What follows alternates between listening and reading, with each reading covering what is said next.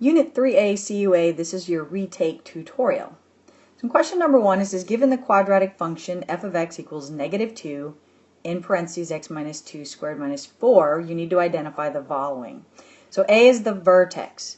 So vertex is our h and k, and you'll remember, you can see that this equation is in vertex form.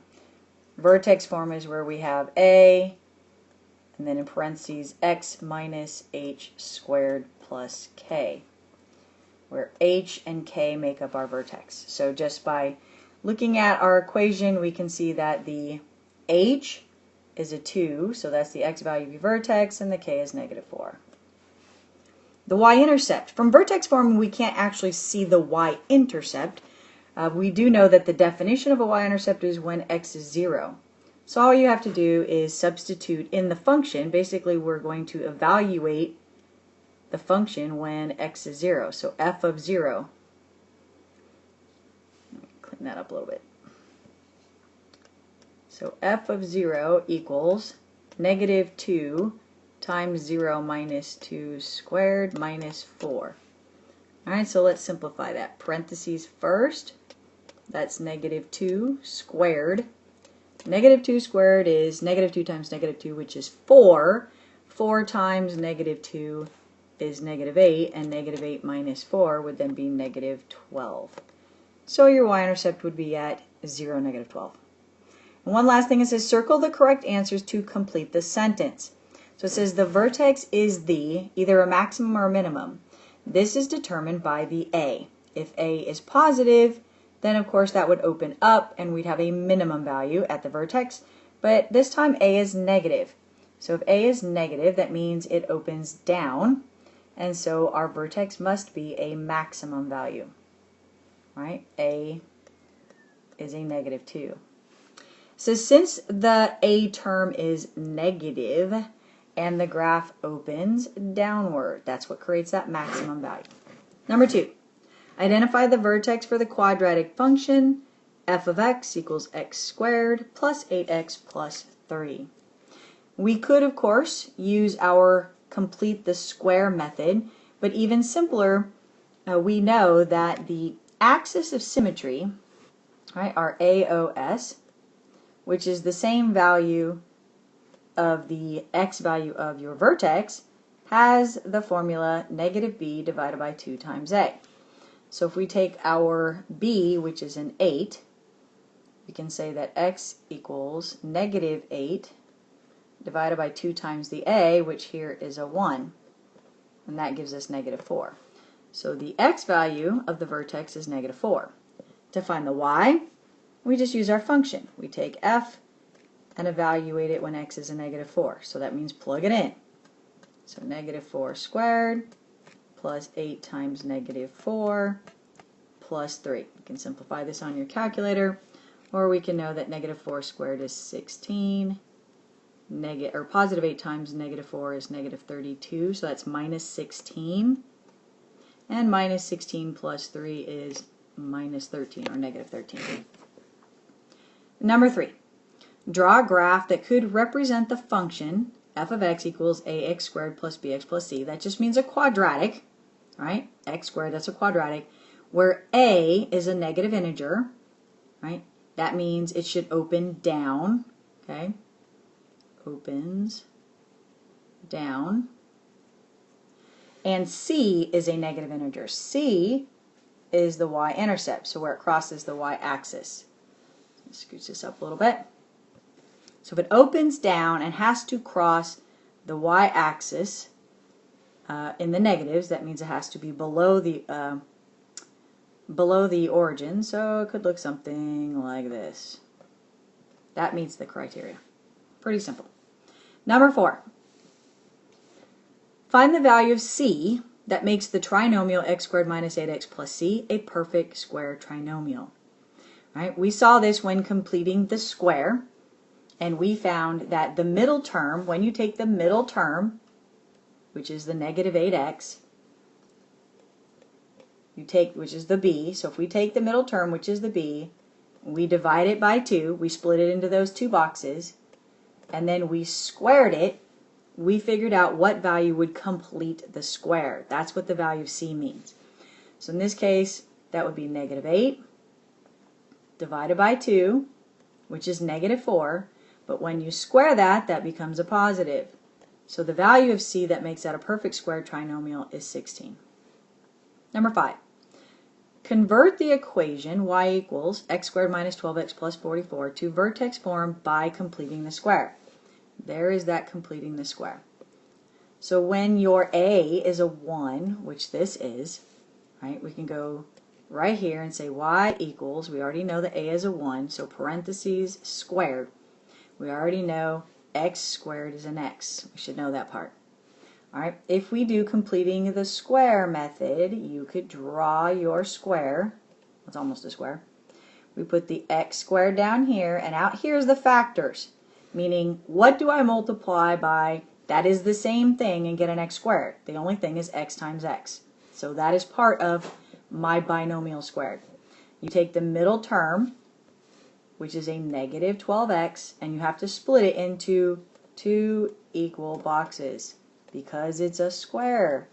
So then this must be negative 6. X times negative 6 in this box gives negative 6x. And this must be the same because it's a square. So the side lengths, which is x minus 6 times x minus 6 is what makes up your x minus 6 squared in your vertex form. All right, the last piece that we need is our k in our vertex form. Well, in standard form, it says it needs to equal 44. That is not a perfect square. Here, when we multiply this box, when we multiply negative 6 times negative 6, it becomes positive 36. That's a perfect square. But we need it to be 44. So we can write the equation 36 plus what equals 44. Subtract 36 from both sides, and that is an 8. So our k, which is the y value of our vertex, is a positive 8. And that is our completing the square when a is 1. Number 6 says, write the quadratic equation in directrix form given the vertex 5, negative 3 and the focus 5, negative 5. So directrix form was the one that had x minus h in parentheses squared on the left hand side, and that plus or minus 4p, and then y minus k in parentheses. So we need the h and the k, which comes from the vertex. All right, so h is 5, k is negative 3. The focus does not give us anything in that equation. It helps us find p. In order to find p, we need to sketch a little graph. That will help you. So if I sketch this, and I know my vertex is at 5, 1, 2, 3, 4, 5, negative 3, that's about right there. Vertex, 5, negative 3. The focus is at 5, negative 5. Well, that's further down still. My focus, right here. So if that's your focus, that means the parabola must open down because the focus has to be on the inside. So what that tells us is that we're working with negative 4p. So I'm going to circle negative 4p. That's the part that goes in front. So we have negative 4p. In order to figure out what p is the distance from the focus to the vertex. This distance right here. You can just count. From negative 3 to negative 5, p equals 2. There's no such thing as negative distance. So it will always be positive, which is why we have to determine whether it's a positive or negative 4.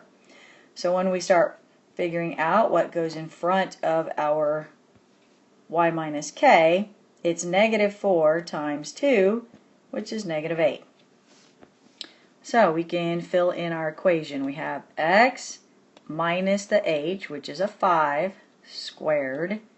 We now know that 4p is negative 8, and y minus the k. Well, it's already a negative 3, so minus minus is a plus. All right, number 7. It It says write the quadratic equation in vertex form, given the vertex and a point. So vertex form, you need to know all these different forms. So y equals a x minus h in parentheses squared plus k, because the vertex is hk. That's vertex form. So here vertex h, k. So we're going to substitute in the 1 for the h and the 4 for the k. Then the point is going to give us an x and a y value. That's what a point is, x and y. Alright, so the y is going to go in for, the 16 is going to go in for y, and the 3 will go in for the x. So we put this all together. We have 16 equals, we don't know the a. In parentheses, we have the x value, which was the 3, minus the h value, which was a 1, then this parentheses squared, plus the k value, which was 4. All right? There's the color coding. The blue is your vertex, and the red there is the point. All right, then we simplify all this. Order of operations. So 16 equals a, in parentheses, 3 minus 1 is 2, squared plus 4. All right, order of operations, parentheses, exponents comes first. So 2 squared. 2 squared is 4 plus 4.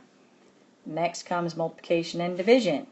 This is a multiplication, so it's 16 equals 4a plus 4. We're done simplifying.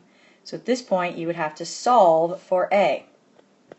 So there's the rest of my order of operations. Solve, you go this direction. So you undo the addition with subtraction first. We get 12 equals 4a, which I'm going to bring over here. We then divide both sides by 4, and we get a is 3. So we have everything that we need now, a, h, and k, to write our equation. So we have y equals the 3, parentheses, x minus our 1, that was our h, squared, plus the 4. Number 8, write the quadratic function in vertex form given the following information. So this time we're given an axis of symmetry and 2 points. Axis of symmetry is the h value, so as it said here in the equation, we're still using vertex form. But because we have 2 different points and because we don't have an h, we're going to have to write 2 equations and solve the system. So let's start with the first point, 2, negative 2. 2, negative 2. So when I substitute this in to my vertex form, you get the y, which is a negative 2, equals a, and then in parentheses the x, which is a 2, minus the h, which was the 3. Right, this was the h value, positive 3. And then plus the k, but we don't know the k, so there's the 2 unknown variables. And I forgot the squared. All right, so we simplify this. 2 minus 3 is negative 1. But you're squaring it. Negative 1 times negative 1 is a positive. 2 negatives make a positive, so then that becomes a positive a plus k. All right, we'll do it again with the second point. So let's do the 5, 4. So y, which is 4, equals a in parentheses x, which is 5, minus the 3, squared plus k. Simplify this. 5 minus 3 is 2. All right, 2 squared is 4. 4 times a is 4a plus k. So we have a system. So from here we can use matrices. You can use elimination. All right, you have several options here. If you use matrices, these equations have to be in standard form. So that means I would have to switch this around. 4a plus k equals 4. So when I make my matrix, I have 4, 1, 4. And if I have to switch this one over here around, a plus k equals negative 2, so that I have 1, 1, negative 2. All right, and then this would be a 2 by 3 matrix. All right, same thing. We did matrices with our 2. And you can also use elimination. So I'm going to do that over here to review that. So 4a plus k equaled 4. And the other one was a plus k equaled negative 2. Well, right now they don't eliminate unless I multiply one of them by a negative 1. So if I multiply that bottom one by a negative 1, it changes the sign. So it becomes negative a, negative k, positive 2. Now when I combine them, I get 4a minus a, which is 3a. K's eliminate. That's why it's called elimination. 4 plus 2 is 6. So a is 3. But to get k, you got to plug it back into one of those equations. That's how we solve a system. So if a plus k equals negative 2, then 3 plus k equals negative 2. K must equal negative 5. Okay? So our equation we can now write is y equals our a, which was 3, parentheses, we're still using vertex form, x minus the 3 squared minus the 5, which was the k. All right, last two. Says for questions 9 and 10, use the following. A rocket is launched from a building that's 26 feet tall. The height of the rocket, h of t, is determined, that must be by, the function h of t equals negative 14x squared plus 28x plus 26, where t is the number of seconds after the rocket is launched. And it gives you a graph. So on here, you should label. Our x-axis would be seconds, which is time. And on this side, this would be feet, right? Said it was 26 feet tall. And you can see the 26 on there, right? Here is your 26. That's the height of the tower. It says, during what time interval in seconds is the rocket in the air? Well, it would have to start at 0. Even though they've graphed the full parabola, this part of the graph really doesn't matter. It is before it's even launched, because your launch takes place from the 26-foot tall building. So if I trace it when it's in the air all the way until there.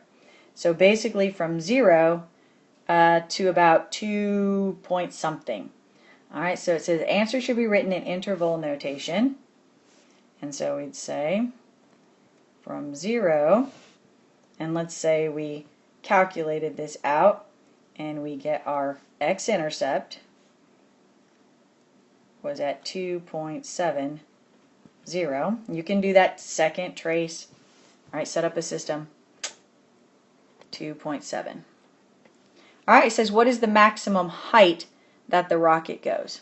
Maximum height is another name for maximum value, which we know means vertex.